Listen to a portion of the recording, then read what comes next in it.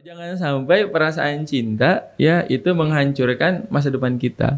Ya, jadi cinta itu kan fitrah, tapi kalau misalnya cinta itu membuat masa depan kita jadi hancur, nah, itu udah bukan cinta namanya. Tapi kalau mengejar masa depan dan melupakan cinta gimana itu?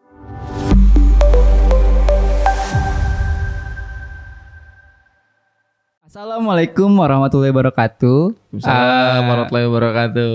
Oke, perkenalkan, nama saya Sahrul Eria. Di sini saya akan memulai obrolan santai pada hari ini ya bersama teman saya dan gue Chandra dan gurunda kita Kang Rensu. Dada Kang Rensu. Oke, insya Allah pada kesempatan kali ini kita bakal ngobrol-ngobrol santai tapi ada isinya gitu ya. Asik. Dan bisa dilurusin nama Kang Rensu karena kan anak muda biasanya kalau ngobrol benar-benar atas ya. Betul liar gitu ya. Apalagi kayak kita darah mudanya ya. Wah, itu gitu. Anak muda kayak Sahrul maksudnya. Iya. Kayak kita juga gitu ya. Oke, boleh. Makanya saya butuh Kang Rensu untuk meluruskan pikiran saya yang agak liar ya. Saya memulai obrolan kali ini dengan data mungkin Kang. Kita dulu ini mau bahas apa nih? Main data-data aja. Nah, ini data yang dilempar ini bererat hubungannya dengan anak muda. Oh gitu. Jadi saya baca mungkin akan nanti bisa kebacain ini kemana ini arahnya nih. Ngobrol santai lebih kayak scary. Enggak Kang, ini kan saya tahu kehebatan Kang Rensu ya. Oh iya, enggak. Bisa terbang. Enggak, dia kan punya karomah. Ilmu-ilmu yang berat sama dia dia deliverynya tuh bagus gitu. Nah, ini cocok buat anak muda yang kayak kita gitu ya. Data yang saya baca menurut CNN Indonesia bahwasannya survei kesehatan Indonesia pada tahun 2023 menemukan penduduk usia 15 sampai 24 tahun itu Gen Z berarti ya. Betul, terkena depresi yang paling tinggi. Depresi apa depresi? Depresi. Itu tipe tadi saya. Jika saya tipe, teman-teman mohon maaf karena ini kalangan. Nah, lu sebagai Gen Z nih Chan. Oke, mungkin kita umurnya 20-an ya, yang dimana kita kelahiran tahun 2000-an. Biasanya disebut orang-orang tuh Gen Z yang kayak lemah banget Gen Z, tiba-tiba kalau misalnya dapat kerjaan banyak, tiba-tiba pengen healing, pengen traveling kayak gitu kan. Tapi Gen Z itu di film Jepang sosok yang kuat. Sekarang juga kuat kayaknya. Gen Z ya.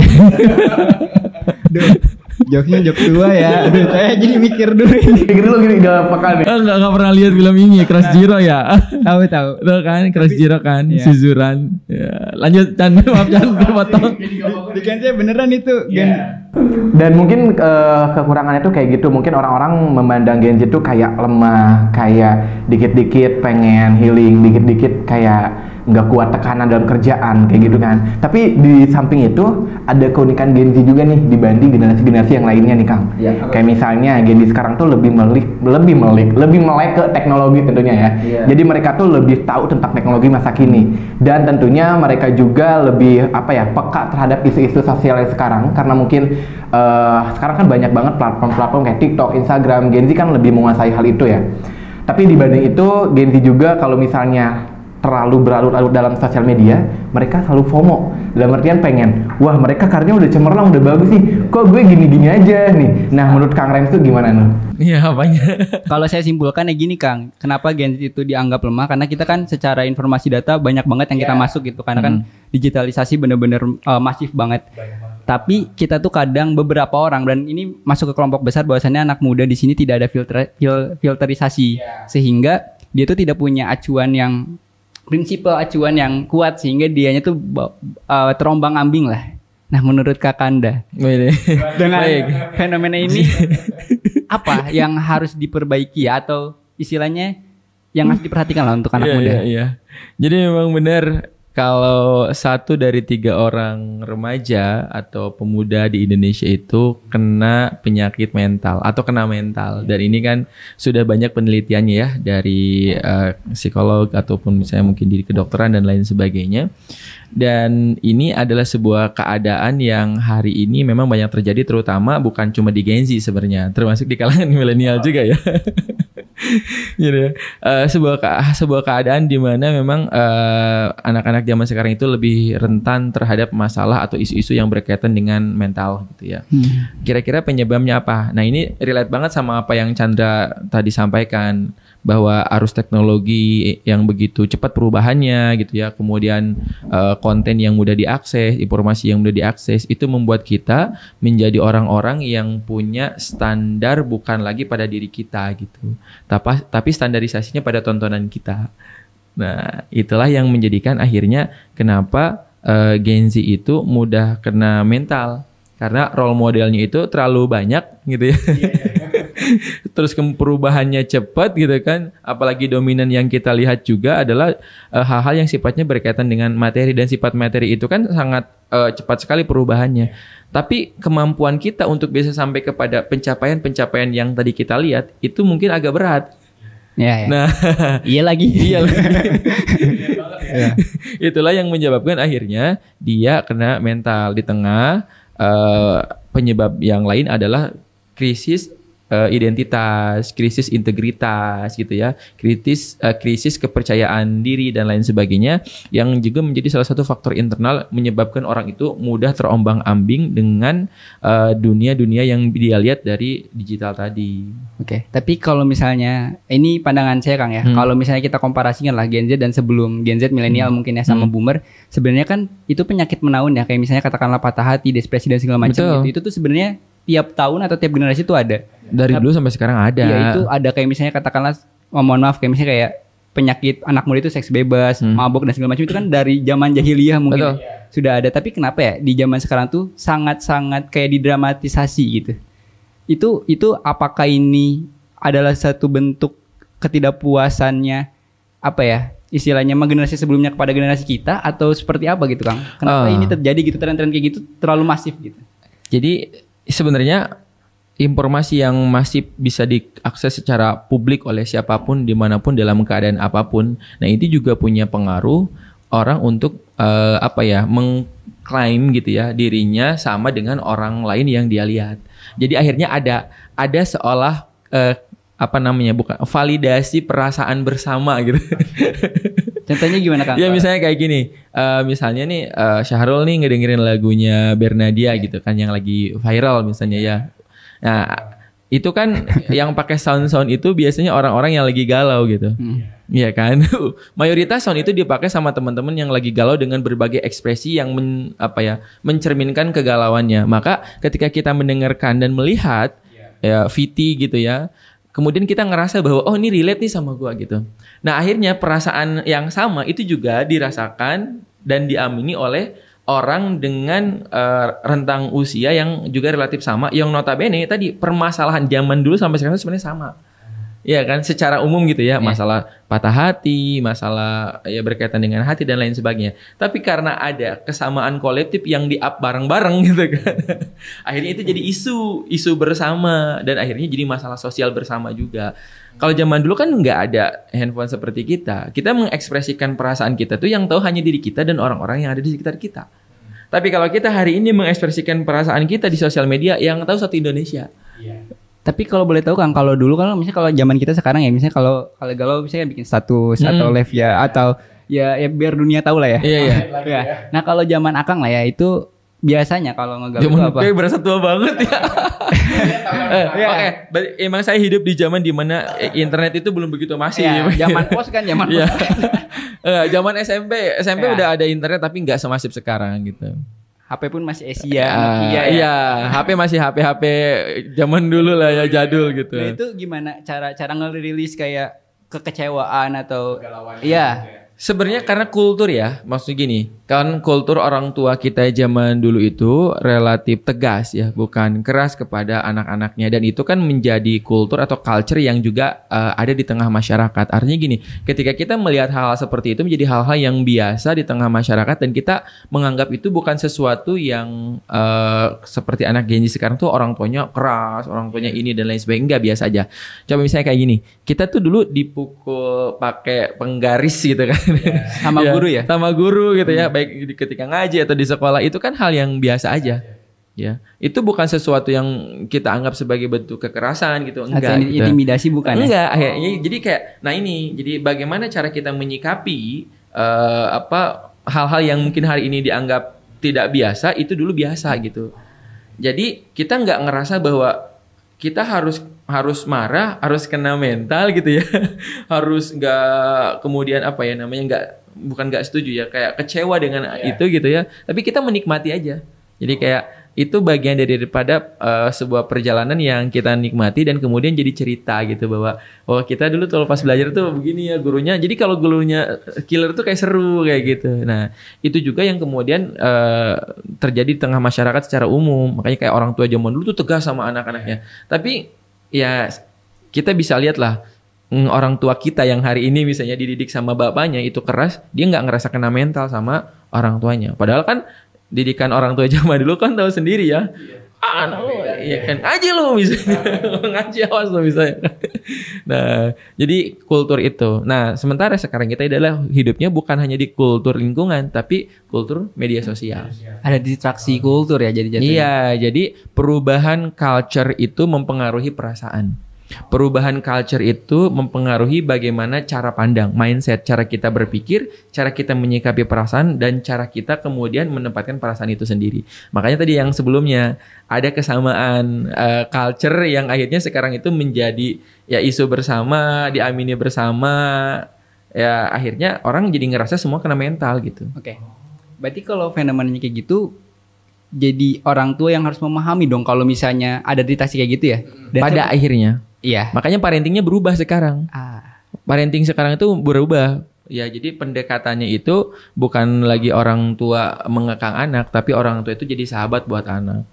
Orang tua itu bisa menjadi partner, teman curhat buat anak. Terus kan kalau teman-teman lihat ya parenting zaman sekarang ya, jangan menggunakan kata-kata jangan pada anak. Ya, walaupun secara penelitian itu mungkin ada efek yang positif gitu ya. Tapi kalau zaman dulu kan ya mungkin ada, tapi kita kayak nggak terlalu memikirkan hal seperti itu. Nah, kenapa? Karena itu tadi dari masalah mental yang hari ini banyak terjadi, anak-anak yang kecewa kepada orang tua, anak-anak yang ngerasa dikerasin sama orang tua itu kemudian mengubah karakter dia, karakter yang jadi keras, karakter yang susah diatur ya, jadi karakter yang dia tidak punya sense of sosial, tanggung jawab dan lain sebagainya. Itulah masalah mentalnya di situ.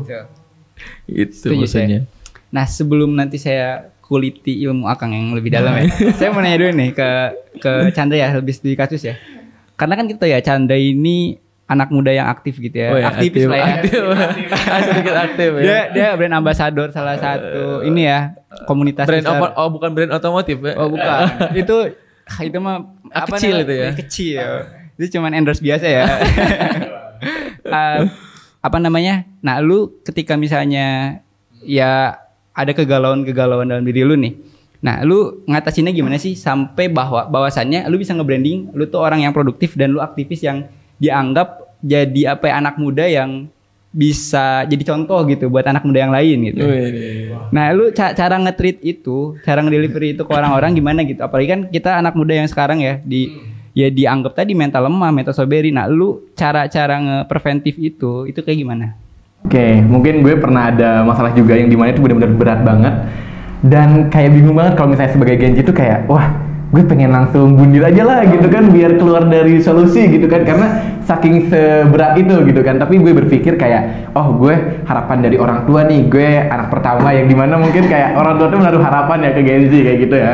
Dan mungkin gue juga kayak harus ada temen yang benar-benar bisa ceritain keluh kesah gue ke teman gue gitu kan biar sama-sama kayak nggak dipendam sendiri. Biasanya kalau Gen Z sekarang tuh kayak dipendam sendiri, terus dia kalau misalnya keluar kayak yaudah menyendiri dan sebagainya. Tapi nggak menurut kemungkinan kayak nyari teman yang bisa menceritakan keluh kesah kita, kekecewaan kita kepada dirinya kayak gitu kan. Tapi itu dia nyari teman tuh benar-benar susah banget kalau misalnya yang kayak kita mau nyeritain atau mau curhat dan sebagainya. Tapi mungkin kayak langkah pertama tuh karena mungkin kita punya Allah juga ya, yang dimana kalau misalnya kita lagi senang kita suka lupa Allah, bener nggak? Kalau gitu kayak gitu. Kalau kita lagi senang itu sifat manusia.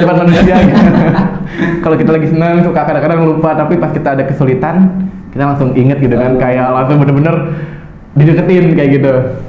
Mungkin itu sih tahapannya atau cara gue untuk bisa lebih bangkit lagi dari masalah-masalah sebelumnya kayak gitu. Mantap ya. Dan ini saya mau nanya juga Kang Rensu. Kan tadi bahwasannya pada akhirnya orang tua lah yang harus mengikuti zaman kan untuk parenting segala macem. Nah, saya bakal ke arah agama ya. Maksudnya dalam artian gini, ajaran agama kan tak pernah lekang oleh waktu ya. Iya. Nah, ajaran Nabi Muhammad terhadap anak ini gitu ya, atau katakanlah mendidik anak, itu masih relevan gak sih untuk saat ini ya? Apalagi untuk Gen Z yang tadi ya, yang lebay atau bahwasannya kita oper produktif gitu ya. Ya saya yang merasakan sendiri gitu. Nah, itu alangkahnya masih ideal atau penerapannya harus kayak gimana gitu? Sangat ideal.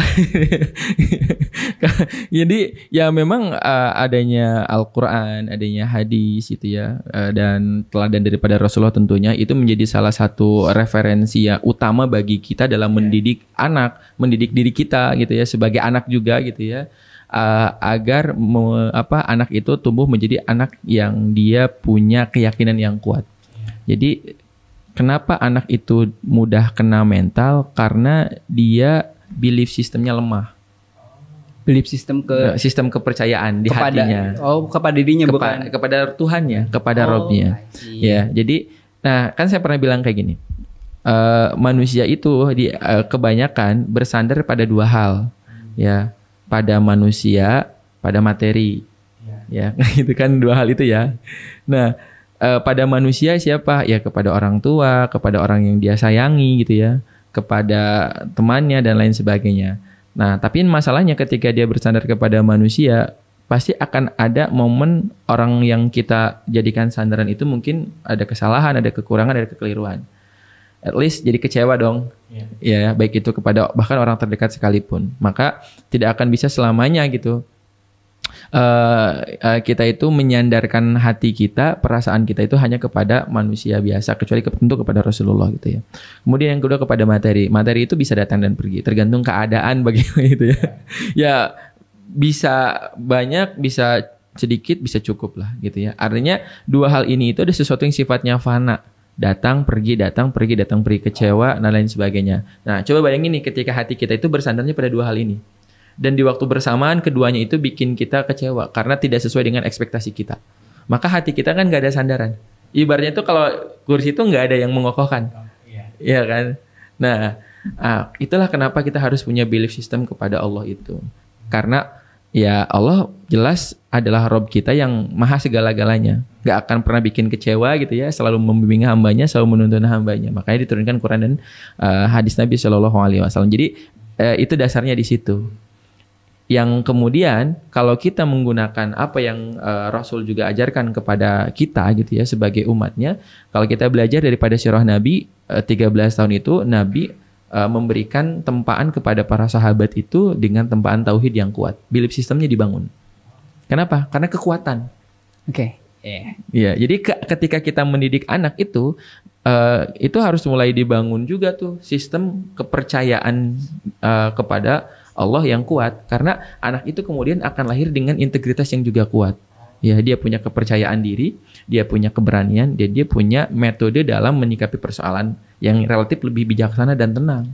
Oke, gitu. Masalah belief system, saya mau sedikit sharing ya kayak tentang diri saya mungkin yang saya alamin. Pada akhirnya saya pernah bilang gini ke teman-teman saya gitu ya, ke tongkrongan dan segala macam. Kalau misalnya gue ngandelin fisik gitu ya, atau ketampanan, kayaknya pada akhirnya Allah ngebuat gue jelek gitu kelihatannya. Ketika gue mengandalkan harta, Allah akan buat miskin. Ketika Allah membuat ketika gue ngandelin kesehatan, Allah bakal buat lemah dan segala macam. Ya pada akhirnya kita dibuat lemah selama-lamanya. Pada akhirnya kita harus bersandar kepada Allah. Betul. Nah, ada di titik di mana saya sudah mati rasa pada akhirnya gitu Kang, karena saya tahu gitu saya tidak punya kekuasaan gitu. Entah itu akal gitu, bahwasanya saya udah ngerasa pintar nih, dibuat bodoh dengan makarnya Allah misalnya, katakanlah seperti itu. Saya udah ngerasa mati rasa dan saya tidak punya apa-apa di dunia ini, hanya diamanahin. Bagaimana amanah yang dititipkan oleh Allah itu saya maksimalkan. Nah, di titik mati rasa ini pada akhirnya yang benar-benar udah belief system tadi udah kuat. Nah, gimana caranya untuk ngarahin ke arah yang positif sampai ada kalimat work-life balance. Tapi kadang sekarang jadi di taksi mana Kang, anak-anak yang ngatain work-life balance itu kayak mabok iya, sholat iya gitu. Padahal kan nggak gitu ya. Nah, kalau Chandra nih, masalah work-life balance ini, menurut lu itu gimana sih gitu? Apakah lu udah di masa itu atau belum gitu? nanti gue bakal cerita tentang gue. Lu dulu deh. Nanti Kang Nacu ngelurusin nih. Saya udah Kang Nacu anjir ini mau kemana nih? Iya juga ya. Ngikut yuk, sok bahas. Ini mulai dari mana nih gitu. Work life balance. Life balance gitu Tapi kan. kalau belum kerja nggak work life balance aja. Life balance aja. Saya doang. Iya. Mungkin kalau misalnya sekarang karena gue mungkin semester akhir ya, kayak kalau misalnya gue karena mungkin belum kerja juga, jadi mungkin lebih ke over productivity. Kayak misalnya dalam artian kayak seharian tuh gue kayak orang-orang tuh si Chandra produktif nih, tapi produktifnya itu kayak over banget, jadi enggak yang produktif semuanya. Tapi menghasilkan. Maksudnya dalam artian menghasilkan bukan berarti bentuk materi doang ya, tapi kayak entah soft skill, entah networking, grow mindset atau apa gitu. Itu menghasilkan. Kayak misalnya terlalu over produktif. Nah mungkin kalau Gen Z sekarang tuh kayak bener-bener pengen kelihatan produktif, tapi terlalu berlebihan. Produktifnya tuh kayak gitu. Ngerti gak sih? Paham. Apalagi kalau misalnya sekarang ngelihat story orang-orang, wah dia udah produktif banget gitu kan. Oh gue harus bisa nih, harus bisa Segala produktif. hayang lah ya. Segala hayang bisa gitu ya. Padahal diri kita belum bisa belum bisa memenuhi semuanya. Kayak gitu sih mungkin dari gue. Oke, kalau di saya sih yang tadi ya Kang yang bahasannya yang work life balance kan tongkrongan saya terutama mengesalahartikan itu kayak ya udah lu sholat aja sebagai bentuk penghambaan kepada Tuhan, tapi di sisi lain lu ketika diajak nakal ya oke gitu. Cuman saya selalu menentang itu, masya Allah. Masya Allah. Enggak, tapi mana bukan gue setuju, tapi bahwasannya ketika misalnya saya kan tadi Chandra di semester akhir ya sekarang ya. Saya pernah melewati masa-masa itu yang sangat sulit sekali dan pada akhirnya lulus dan akhirnya di dunia kerja yang mungkin udah saatnya hidup ya. Kan kemarin masih ditopang sama orang tua, bahwasannya ya kita hidup masih dibentengin sama orang tua. Sekarang kayak benar-benar dilepas, makan sendiri dan segala macam. Pokoknya beban kita tuh diri kita yang nampung dan wah itu ngerasa berat banget Kang. Maksudnya kayak yang tadi bahwasannya mati rasa itu benar-benar mati rasa banget dan pada akhirnya saya sadar kayak, gue nggak bisa gini aja nih gitu. Gue nggak mau kerja, tidur, makan, ibadah, repeat gitu. Jadi kayak hidupnya kayak hewan gitu. Cuman yang ngebedainnya ibadah doang sama berpikir. Dan pada akhirnya gue harus ngelakuin sesuatu yang istilahnya jangka panjang bisa gue petik. Dan pada akhirnya saya melek di dunia akademisi dan pada akhirnya saya kerja sambil kuliah. Dan di situ saya dengan tujuan mengedukasi bahwasannya pemuda, ketika lu pengen work life balance bukan berarti lu ngelakuin hal produktif tapi dibarengin dengan maksiat, tapi lu produktif capek-capekan tapi ada hal lain yang jangka panjangnya itu bisa dirasakan oleh anak-anak lain gitu. Nah, kata Akang cara kayak gitu bagusnya itu seperti apa di anak muda, ataukah itu harus bukan dipromosin apa sih? Gue tuh lupa namanya. Di branding. Iya, di branding. Iya. Apalagi kan apalagi kalau zaman sekarang di branding itu cuma yang baik-baiknya doang gitu. Ya tadi FOMO jadi segala hayang kan. Segala hayang, segala bisa gitu. Padahal mah kan jadi tujuannya tuh nggak nyampe. Iya. Nah, langkah yang bagus tuh seperti apa sih gitu? Apalagi dengan pendekatan teologi agama gitu. Yang kalau kita bahas work life balance itu kan sebenarnya berawal dari sistem kerja yang terlalu lama gitu ya. Kalau dulu kan sistem kerjanya lama banget gitu ya. Sampai kemudian ada sebuah protes gitu di para karyawan karena beban kerja yang begitu lama sampai akhirnya membuat mereka waktunya dihabiskan hanya untuk bekerja. Ya, maka mulailah terjadi perubahan psikologis yang kemudian itu juga jadi sebuah pertentangan tentang hak-hak orang-orang yang bekerja. Akhirnya disepakatilah kalau sekarang kan 8 jam ya. 8 jam. Itu untuk satu periode pekerjaan gitu ya. Sisanya orang silahkan beraktivitas sesuai dengan ya dirinya masing-masing. Nah, itulah yang buah daripada work life balance itu sebenarnya. Jadi bagaimana mengkombinasikan orang itu bisa dia waktu bekerjanya itu sama waktu dia dengan kehidupan pribadinya itu bisa seimbang, tidak berat sebelah. Ya, akarnya kan dari situ ya. Nah, tapi hari-hari ini work life balance itu disalahartikan. Pergeseran makna. Jadi kayak seolah-olah tuh kayak kerja terus dugem itu ya, ibadah jalan. Iya, jadi kayak gitu seolah-olah tuh life balance itu ya nggak apa-apa lu main tapi tetap sholat, lu nggak apa-apa dugem lu tapi tetap ngaji kayak gitu. Itu bukan balance. Nah, itu namanya mencampur adukan yang hak dan batil gitu ya. Nah, tapi kalau misalnya kita berbicara tentang balance dalam Islam itu sebenarnya sudah ada konsepnya. Jadi konsepnya tawazun namanya ya, berarti bagaimana kita menyeimbangkan diri kita gitu ya, agar suasananya itu menjadi harmonis gitu ya. Setiap aktivitas kita itu pasti harus ada benefit buat diri kita, baik dunia maupun akhirat. Nah, apa sih konsep tawazun itu? Konsep tawazun itu adalah dengan memberikan hak kepada 3 unsur pembentuk manusia. Apa aja tuh? Iya, hati, ya, kemudian pikiran kita, akal, dan jasad. Maka aktivitas kita itu adalah turunan yang memberikan value untuk ketiga unsur tadi. Kayak misalnya, kalau kita mau balance, maka ketiganya itu harus dipenuhi. Fisik, ya, penuhi dengan mulai dari apa? Dari memberikan makanan yang baik, yang menyehatkan, ya, kemudian aktivitas-aktivitas yang sekiranya bisa memberikan value buat fisik kita. Kayak Chandra kan senang lari gitu ya, atau misalnya aktivitas, termasuk aktivitas pekerjaan dan lain sebagainya gitu ya. Ya, kemudian pikiran. Ya, jangan berhenti untuk menuntut ilmu gitu ya. Jangan berhenti untuk mencari tahu. Jangan berhenti pikiran kita untuk terus mengembangkan pikiran-pikiran kita. Jadi belajar terus. Kemudian yang ketiga itu adalah hati. Yang ini spiritual. Makanya ada 4 hal tuh yang harus kita bangun dalam proses membangun karir dalam kehidupan kita ya. Ada spiritual value, kemudian ada self value yang berkaitan dengan wawasan atau keilmuan, kemudian ada social value yang berkaitan dengan sosial, lingkungan kita ya, kemudian financial value. Ya, jadi 4 hal ini yang harus teman-teman tuh bangun.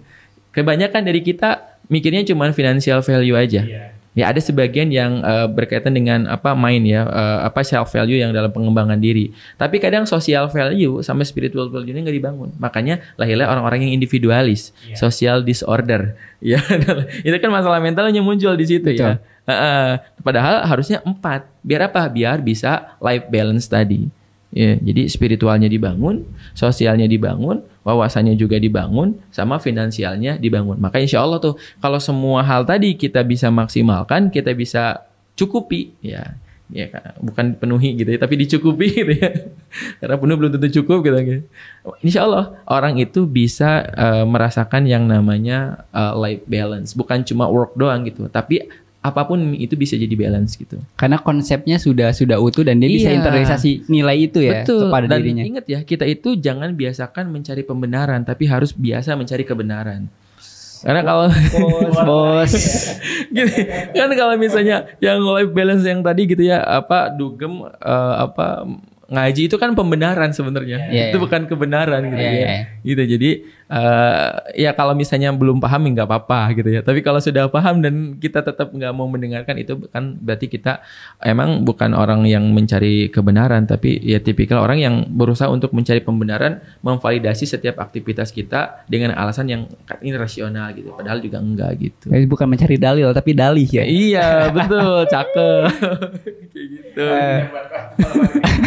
Tapi kalau misalnya mungkin untuk menutup perbincangan kali ini ya, biar nggak terlalu ini juga, bahwasannya anak muda ya, biar katakanlah tahu arah gitu dan nggak FOMO-an banget. Sebenarnya FOMO-an bagus ya, ketika teman-teman bisa ngefilter mana yang baik, mana yang buruk, dan tahu tujuannya gitu. Yang tadi mungkin bisa diambil kisah Chandra yang mungkin overproduktif, tapi yang buruknya bisa nggak diambil gitu. Atau saya yang katakanlah secara pemikiran mungkin luas, tapi harus ada beberapa yang dibatasin agar yang tadi tidak offset gitu ya. Nah, mungkin untuk penutup Kang, istilahnya saran atau wejangan ya kepada sepuh gitu, kepada kita gitu. Yang pertama ya kita masih ngebangun karir, bahkan Chandra kan masih mengejar gelar. Saya juga sama mengejar gelar dan karir gitu. Nah, nasihat Akang gitu ya sebagai yang lahir duluan kepada kita gitu. Bahkan nasihat kan bukan berarti Akang lebih ini ya, tapi kita pengen tahu istilahnya ilmunya lebih tinggi, terus juga pengalaman lebih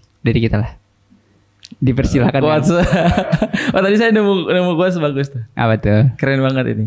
Fokuslah mengejar cita-citamu, jangan fokus mengejar cinta-cintamu. Tenang, kita jomblo ya. Iya loh, jangan sampai perasaan cinta ya itu menghancurkan masa depan kita. Ya, jadi cinta itu kan fitrah, tapi kalau misalnya cinta itu membuat masa depan kita jadi hancur, nah, itu udah bukan cinta Tapi namanya. kalau mengejar masa depan dan melupakan cinta gimana itu, Nah, Kang? cita-cita itu kan bisa jadi adalah masa depan kita juga, termasuk ingin menikah dan lain sebagainya. Maksudnya apa? Ya fokus aja sama cita-cita kita, ya jangan fokus sama cita-citanya gitu. Berarti tidak salah ya melupakan. Berarti tidak salah juga melupakan cinta demi karir dan cita-cita gitu. Iya, karena bersama itu bagian daripada cita-cita. Iya. Saik. Oke, mungkin kita tutup aja kali ya. Biar nggak terlalu ini, biar nanti episode selanjutnya juga lebih hidup. Dan teman-teman jangan lupa like, comment, subscribe ya, dan share juga gitu. Kalau bisa potong-potong nih. Tapi potong-potongnya yang bener, jangan yang buruk-buruk di share gitu. Nanti kan citra teman-teman saya buruk juga. Tapi nggak apa-apa, share yang baik-baiknya, buang yang buruk-buruknya, karena saya juga manusia biasa. Iya. Kang Densu mau ada kata-kata? Nggak ada. Udah tadi udah. Chandra ada lagi? Udah. Oke, gitu aja teman-teman. Makasih atas atensinya. Saya tutup. Wassalamualaikum warahmatullahi wabarakatuh. Dadah. Wabarakatuh.